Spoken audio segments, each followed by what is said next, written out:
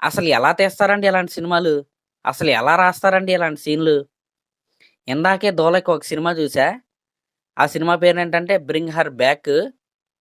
ఆ సినిమా చూస్తున్నంత సేపు నాకేమనిపించిందంటే, ఆ సినిమాలో ఒక ముసలిదైతే ఉంటది. ఆ ముసలిదాన్ని పట్టుకొని గోడకేసి ఒక 4, 5 గుద్దులు కొట్టాలనిపించింది. అంత ఫ్రస్ట్రేషను, అంత ఇరిటేషన్ అయితే వచ్చింది ఈ సినిమా చూస్తున్నప్పుడు నాకు. వీక్ హార్టెడ్ పర్సన్స్ ఉంటారు కదా! వాళ్ళైతే ఈ సినిమా జోలికైతే వెళ్ళొద్దు. ఫ్యామిలీతో కలిసి అస్సలు చూడొద్దు. పిల్లలనైతే ఈ సినిమా వైపు కూడా రానివ్వద్దు. అలా ఉంటది సినిమా. అంటే సినిమా అంత భయంకరంగా ఉంటదంటే, అంత భయంకరంగా ఉండదు. కానీ చాలా డిస్టర్బింగ్‌గా అయితే ఉంటది. ఒక 4, 5 సీన్‌లయితే ఉంటాయి. ఆ సీన్‌లు సినిమా చూసిన తర్వాత కూడా ఆ మైండ్‌లో అలా తిరుగుతా ఉంటాయన్నమాట. అంత డిస్టర్బింగ్ సీన్స్ అయితే ఈ సినిమాలో అయితే ఉంటాయి. నిజంగా అద్భుతం. అద్భుతం అంటే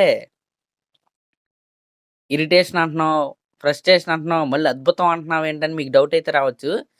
జనరల్‌గా మన హర్రర్ సినిమాలు ఎలా ఉంటాయంటే, భయంకరమైన సౌండ్ ఎఫెక్ట్స్, ఇలా దెయ్యం ఎళ్తాం, ఇలా దెయ్యం ఎళ్తాం, అలాంటి ఫ్లాష్ సీన్స్ ఈ రకంగా ఇక్కడైతే హర్రర్ అయితే ఉంటది.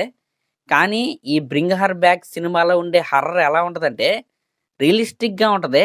అట్ ద సేమ్ టైమ్ సైకలాజికల్‌గా ఉంటదనమాట. అంటే మళ్ళీ చెప్తున్నా, మైండ్ మీద చాలా బాగా పనిచేస్తాయి ఈ సీన్స్. అలాంటి సినిమా ఇది. ఫర్ ఎగ్జాంపుల్ ఒక సీన్ అయితే చెప్తా. సినిమాలో యాండీ అలాగే ఒలివర్ అని 2 క్యారెక్టర్స్ అయితే ఉంటాయి. ఒకరోజు ఇంట్లో ఎవరు ఉండరు. యాండీ ఏం చేస్తాడంటే ఒలివర్‌కి తినడానికి ఒక ఫ్రూట్ అయితే ఇస్తాడు. ఆ ఫ్రూట్ పీస్ ఎలా ఇస్తాడంటే చాకుతో కోసి, ఆ చాకు షార్ప్‌గా ఉంటది కదా!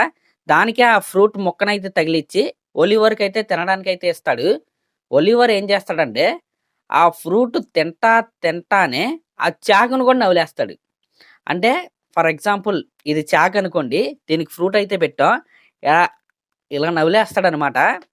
నిజంగా మామూలుగా ఉండదు ఆ సీను. అలా నవ్వులుకుంటా అలా లోపలికి తినేస్తా ఉంటాడు. ఒక పక్కన బ్లడ్ వచ్చేస్తా ఉంటది. నిజంగా మామూలుగా ఉండదు ఆ సీను. ఇంకొక సీన్ అయితే ఉంటది. ఇదే ఒలివర్ క్యారెక్టరు తన చేతిని తానే ఇలా పీక్కుని తినేస్తా ఉంటాడనమాట. ఇలాంటి ఒక 4, 5 సీన్‌లయితే ఈ సినిమాలో అయితే ఉంటాయి. అందుకే నేనైతే చిన్న పిల్లలనైతే చాలా దూరంగా ఉంచమని చెప్పింది. అలాగే వీక్ హార్టెడ్ పీపుల్ ఉంటారు కదా! సెన్సిటివ్ పీపుల్ వాళ్ళనైతే అసలు ఈ సినిమా అయితే చూడొద్దు. పొరపాటున కూడా నెట్‌ఫ్లిక్స్‌లో గాని, అమెజాన్ ప్రైమ్‌లో గాని కనపడితే చూడొద్దు. ఇంతకీ సినిమా స్టోరీ ఏంటంటే పెద్ద చెప్పుకోదగ్గ స్టోరీ లైన్ అయితే కాదు.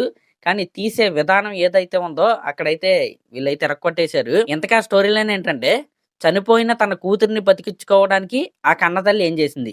ఇదే ఈ సినిమా స్టోరీ. కానీ ఆ చేసిన పని ఏదైతే ఉందో అదొక దారుణమైన పననమాట. తన కన్న కూతురిని బతికించుకోవడానికి ఎంతమందిని చంపటానికైనా సరే ఆ తల్లయితే రెడీ. అంత క్రూరంగా అయితే ఉంటది ఆ తల్లి ఆలోచనలు. అంటే ఒక కోల్డ్ బ్లడెడ్ మర్డరర్ అంటారు కదా! ఆ టైప్‌లో ఆ తల్లి హార్ట్ అయితే మారిపోద్ది. నేను స్టార్టింగ్‌లో చెప్పాను గదా! ఈ ముసలిది గనక కనపడితే గోడకేసి 4, 5 గుద్దులు గుద్దుతానని. ఆ క్యారెక్టర్ పేరే లారా. ఆ లారా ఏం చేసిద్దంటే ఒక చిన్న పిల్లోడినైతే కిడ్నాప్ చేసిద్ది. కిడ్నాప్ చేసి చనిపోయిన తన కూతురు శవాన్నయితే ఒక డీప్ ఫ్రిడ్జ్‌లో అయితే దాచిపెట్టిద్ది. దాచిపెట్టి తన కూతురి ఆత్మని ఆ పిల్లోడి బాడీలోకైతే పంపిద్ది.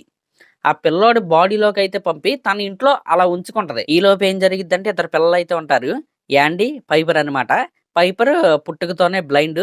యాండీ అయితే 18 సంవత్సరాలు నిండడానికి ఇంకా 3 నెలలైతే ఉంటది. ఈలోపు ఈ టైంలో వాళ్ళ ఫాదర్ అయితే చనిపోతారు.